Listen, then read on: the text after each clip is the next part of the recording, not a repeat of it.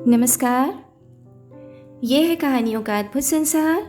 किस्सा कहानी, कहानियाँ जिनमें हम लिखते हैं खुद को। मैं हूँ किश्वर अंजुम और लेकर आई हूँ आज आपके लिए अपनी ही लिखी एक रचना जिसका शीर्षक है तेरे जाने के बाद तेरी याद आई। आज फिर दिखाई दिया वो चौक पर। क्यों करता है ऐसा? अच्छे घर का दिखता है और यूं इस तरह चौराहों पर खड़े होकर देखते हुए क्या अच्छा लगता है। 90 के दशक में किसी छोटे शहर में ऐसी हरकतों पर लोगों की नज़र जाना लाजिमी था। कम लोग, छोटा दायरा, जहाँ भले एक दूसरे से बातें हो ना हो, पर हर कोई, लगभग हर किसी को जानता था।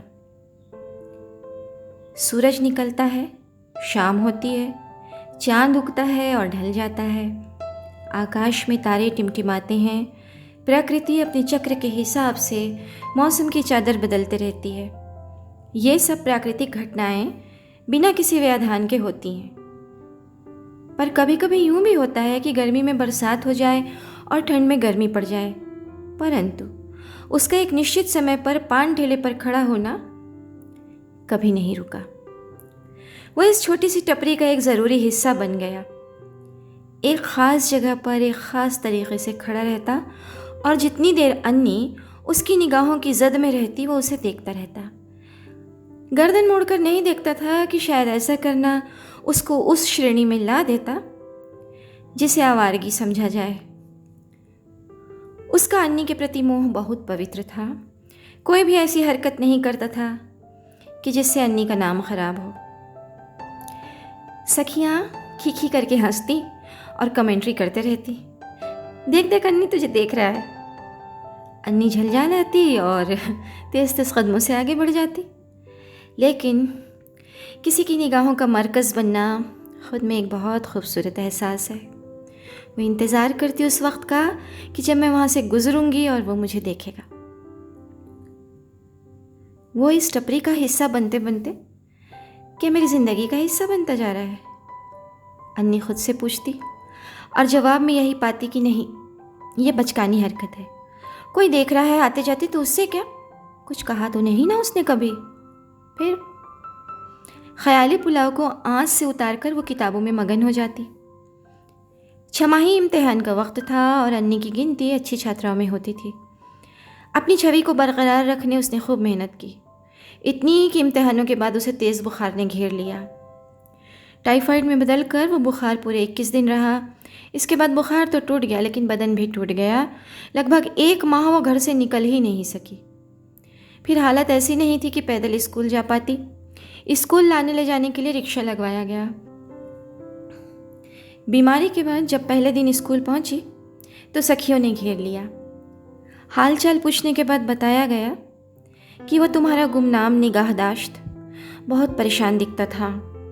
15 दिन तक तो वो बेचैन बेचैन फिरता रहा, दाढ़ी बढ़ गई और ख़ुद की तरफ से बिल्कुल लापरवाह हो गया। आखिर जब उससे रहा नहीं गया तो एक रोज़ बहुत हिम्मत करके तुम्हारे बारे में दरियाफ्त कर बैठा हमसे।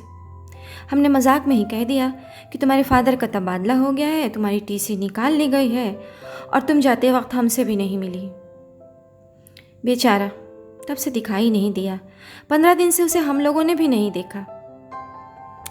ओह, किसी की दिल लगी ठहरी और किसी की जान पर बनाई।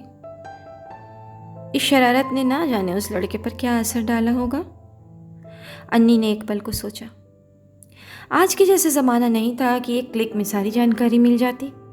उस वक्त किस सरकारी अधिकारी का कहाँ ट्रांसफ़र हुआ है, ये पता करना एक कम उम्र लड़के के लिए बहुत मुश्किल था। वो चला गया, ना जाने कहाँ, फिर कभी नहीं दिखा। वहाँ से गुज़रते वक्त अब अन्नी की निगाहें उस जगह पर जा टिकती जहाँ वो खड़ा रहता था। सालों बीत गए, अन्नी ससुराल आ गई। एक शराब के पीछे कब तक भागती। मायके जाने पर अन्नी अब भी उस चौक पर एक निगाह डालती है। क्या पता वो वहाँ दिख जाए। पर अगर दिख भी जाए तो क्या अन्नी उसे कह पाएगी कि तेरे जाने के बाद तेरी याद आई? कुछ कहानियाँ कितनी भी ईमानदार हों, शुरू होने से पहले ही ख़त्म हो जाती हैं। ये कहानी इतनी ही। अभी आप सुन रहे थे मेरी आवाज़ में मेरी ही लिखी एक रचना जिसका शीर्षक था तेरे जाने के बाद तेरी याद आई। मैं हूँ किशोर अंजुम, फलक की एक मेंबर। ये है फलक की कहानियों का यूट्यूब चैनल किस्सा कहानी। फिर मिलते हैं किसी और कहानी में, तब तक के लिए इजाज़त दीजिए। अलविदा।